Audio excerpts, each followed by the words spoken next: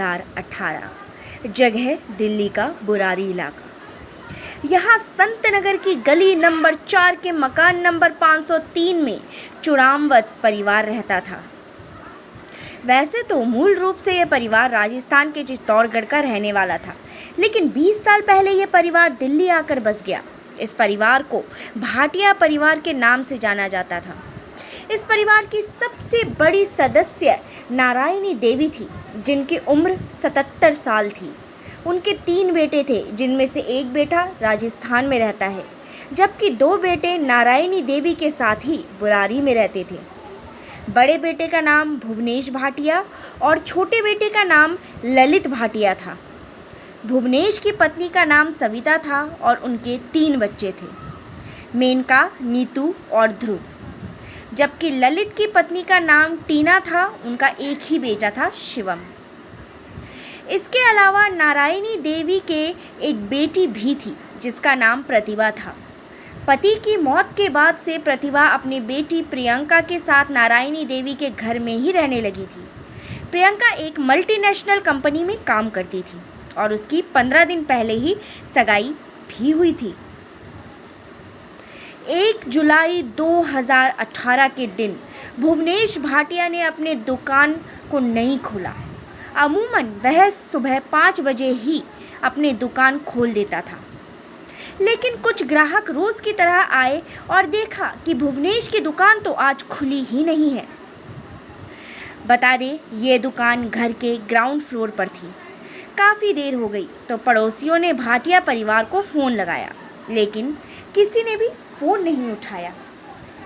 एक पड़ोसी ने सोचा कि क्यों ना उनके घर जाकर ही पता किया जाए कि आखिर दुकान क्यों नहीं खोली गई। जैसे ही पड़ोसी घर के अंदर घुसे तो अंदर का नज़ारा देखते ही उनके होश उड़ गए। वे चिल्लाते हुए बाहर आए। दरअसल घर के अंदर 11 लोगों की लाश पड़ी थी। 9 लोग छत की ग्रिल के सहारे फंदे पर लटके थे। एक महिला खिड़की के सहारे फंदे से लटकी हुई थी, जबकि बुजुर्ग महिला का शव घर के मंदिर वाली जगह पर पड़ा हुआ था। बात तेजी से फैली और पुलिस को सूचना दी गई। मौके पर पहुंची पुलिस के भी कमरे का मंजर देख होश उड़ गए। पूरा का पूरा भाटिया परिवार मौत के मुंह में जा चुका था। छत पर सिर्फ उनका कुत्ता टॉमी बंधा हुआ था, जो जोर जोर से भौंक रहा था। शुरू की छानबीन में ऐसा लगा जैसे किसी चोरों के गिरोह ने उनका कत्ल कर दिया हो, लेकिन घर से कोई भी सामान गायब नहीं था, इसलिए ये मामला खुदकुशी का लग नहीं रहा था।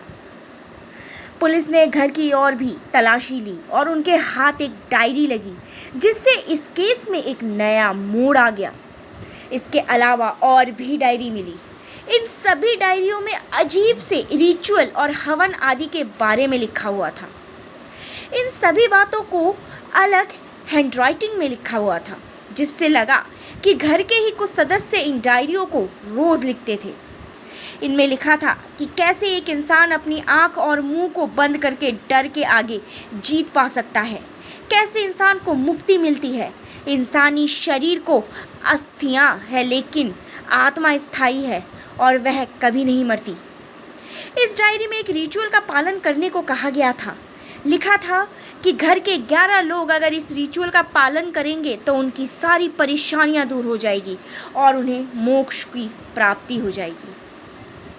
इसके अलावा भी डायरी में काफ़ी अजीबो-गरीब बातें लिखी थी, जिनका सार यह निकल रहा था कि आपको अपना शरीर त्यागने की प्रक्रिया करनी है, लेकिन आप उसमें मरेंगे नहीं, बल्कि घर के मुखिया भोपाल चुंडावत, जिनकी साल 2007 में मौत हो गई थी, वो आपको बचा लेंगे, साथ ही आपको अपने दर्शन भी देंगे।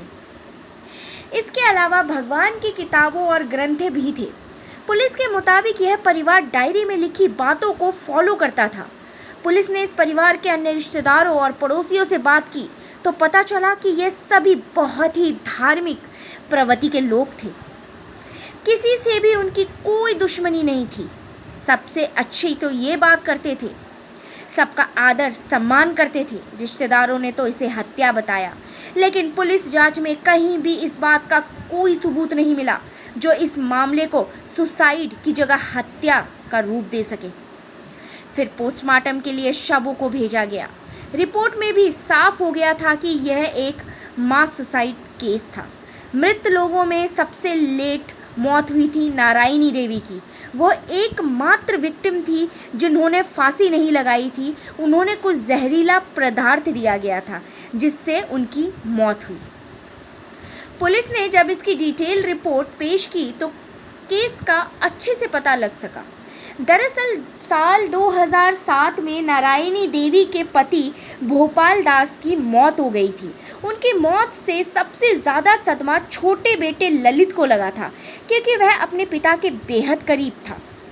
उनकी मौत के बाद से वह गुमसुम रहने लगा और अजीबोगरीब हरकतें करने लगा। वो परिवार में अक्सर ये बोला करता था कि उसके अंदर भोपाल दास की आत्मा आती है। परिवार पहले तो ये सब बातें नहीं मानता था, लेकिन भोपाल दास के जाने के बाद परिवार की आर्थिक स्थिति जब खराब हुई तो उसे ललित ने ही ठीक किया। इसका कारण ललित ने परिवार को भोपाल दास के सपनों में आना ही बताया। उसने कहा कि भोपाल दास द्वारा कही बातों को वह मानता था, इसलिए घर के हालात ठीक हो गए। परिवार अब ललित की बातों को थोड़ा थोड़ा मानने लगा था। इसके 6 साल बाद ललित अपने प्लाईवुड की दुकान में काम कर रहा था, तभी एक बड़ी सी लकड़ी उसके सर पर आ गिरी, जिसके कारण ललित की आवाज़ चली गई। भाटिया परिवार ने उसको कई जगह इलाज करवाया, लेकिन वह ठीक नहीं हुआ। लेकिन कुछ ही साल बाद एक दिन अचानक से ललित बोलने लगा। परिवार ये देखकर हैरान हो गया। तब ललित ने बताया कि भोपाल दास ने ही उसे ठीक किया है, क्योंकि वो रोज़ उसके सपने में आते हैं। अब परिवार पूरी तरह से मान गया कि भोपाल दास ज़रूर ललित के सपने में आते हैं। दिन बीतते गए और ललित अब और अजीबोगरीब बातें करने लगा। वो जो भी बोलता परिवार भोपाल दास का आदेश समझकर उसे करते। लेकिन ललित की बहन बेटी प्रियंका 33 साल की थी, उसकी शादी नहीं हो रही थी। तब ललित ने परिवार को केले के पेड़ की पूजा करने को कहा। हैरानी की बात तो ये है कि इसी के बाद प्रियंका का रिश्ता भी हो गया। फिर एक दिन ललित ने अपनी पत्नी टीना के साथ मिलकर घर के सभी लोगों को एक अजीब रिचुअल करने को कहा। उसने कहा कि भोपाल दास सभी से नाखुश है। उनका कहना है कि परिवार के लोग आजकल मनमानी से चल रहे हैं। घर में कोई भी अनुशासन का पालन नहीं कर रहा है। अगर वह इस रिचुअल का पालन करते हैं तो भोपाल दास उन्हें दर्शन देंगे और उनकी गलतियों को माफ़ भी कर देंगे।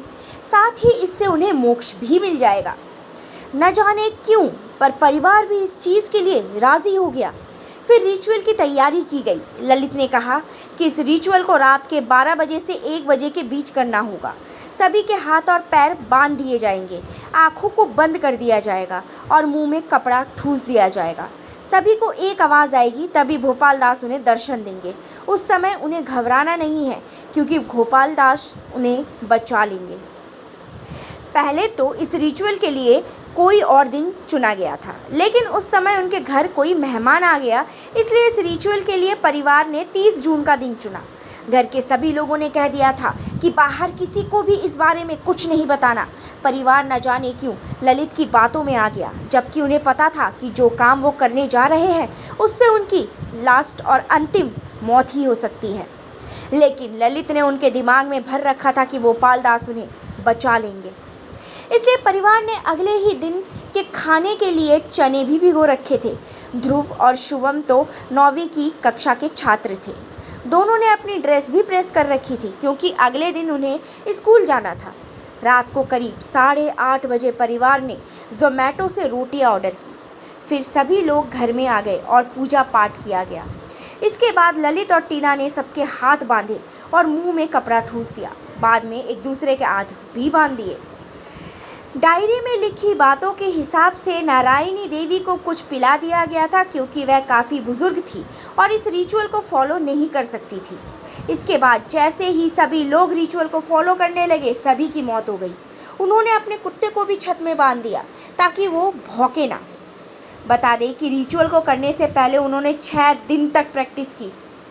इसके बाद सभी की लाशें अगले दिन यानी 1 जुलाई 2018 को मिली। इस मास सुसाइड की घटना ने पूरे देश को झकझोर कर रख दिया। संतनगर की गली नंबर 3 से तो लोगों ने आना जाना तक छोड़ दिया। पड़ोसियों का तो ये तक कहना था कि यहाँ से रात को अजीबोगरीब आवाज़ें आती है। लोग इसे पैरानॉर्मल एक्टिविटी से भी जोड़कर देखने लगे। इसके कुछ दिनों बाद कुछ किराएदार यहाँ रहने भी आए, लेकिन वो भी यह बोलकर मकान छोड़ गए कि रात को यहाँ अजीबो आवाज़ें आती हैं। लेकिन इसके बाद 2020 में मकान को एक नया किराएदार मिल गया, जो बीते 4 सालों से अपने परिवार के साथ यहाँ रह रहा है। इस किराएदार का नाम मोहन है। मोहन ने बताया कि पहले उनकी बुरारी मुख्य रोड पर डायग्नोस्टिक लैब थी। वह मृत परिवारों को अच्छी तरह जानते थे और उनके अच्छे संबंध थे, लेकिन परिवार में क्या चल रहा है इसे लेकर किसी भी अन्य शख्स को जानकारी नहीं थी। भाटिया परिवार की मौत के लगभग 1.5 साल बाद उन्होंने घर की निचला हिस्सा किराए पर ले लिया। अब उसी मकान में मोहन डायग्नोस्टिक लैब व एक किराना की दुकान चला रहा है। वहीं अब दोबारा से इस गली से लोग आते जाते हैं। जहां 5 साल पहले इस गली में दहशत का माहौल था, तो अब वहां लोग नॉर्मल लाइफ जी रहे हैं। लेकिन आज भी जब वह उस रात की घटना को याद करते हैं, तो आज भी वह सहर उठते हैं।